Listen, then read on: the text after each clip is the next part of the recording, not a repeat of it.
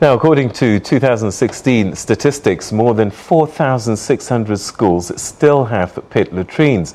The Eastern Cape has the highest number of schools with pit toilets at more than 1,500 schools, followed by KwaZulu-Natal and Limpopo.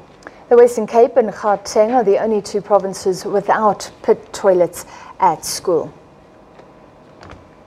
All right, for comment, joining us in our Sea Point studio in the Cape is Deputy General Secretary of Equal Education, Ntuthuzo Ndzomo. Mr. Ndzomo, thank you for being with us.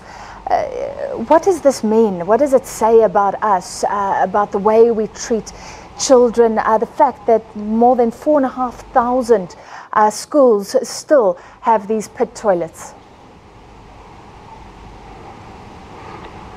Thank you for having me on your show.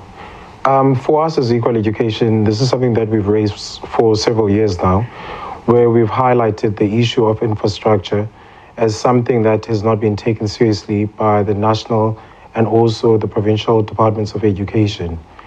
The incident of Michael Komape is a really sad incident, and for people who were inside the courtroom, they witnessed the pain that the family is still even facing today. We had said to the department about 4 years ago that the issue of infrastructure should be priority number one. Teaching and learning is something that has many factors and is influenced by many factors. And one of those factors is the conditions that learners learn under. This situation, it also took a long time to come to court. The Education Department says it will comment.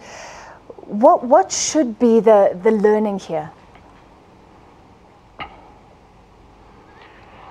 The case has been ongoing for a very long time, and I think the stakeholders that are involved have assumed or were optimistic that the department would settle out of court with the family. And there were certain moments where we thought the department realized the pain that the family endured during this period, and it seems as if there has been no action, or there's been no realization from the department of the pain that the family suffered and the pain that the family is still, facing today.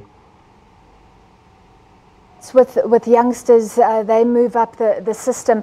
I'd like to maybe just segue into the Fees Commission report, Mr. Ndzomo. Did you have a chance to look at that today? Also topical, talking about allocation of scarce resources in this economy. What's your take on it? Unfortunately, I would rather not comment on the Fees Commission.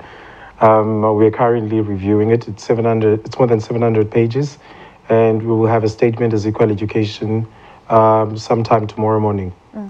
Maybe a quick comment then, should we be focusing on free education for elder learners when we have so many challenges even in primary schools?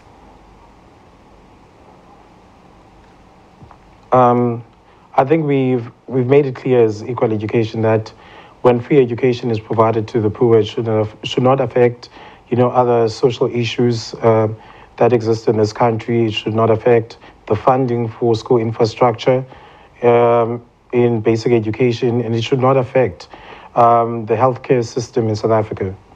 All right, so no one should lose out. And we also did, just to add another point. Sure. We also had highlighted and also showed ways in which, the president can make sure that education is provided to those who are in need. Free education can be provided to those who are in need of free education. And as Equal Education, we had made it clear that we don't believe that at the current moment we would be able to provide free education to everyone.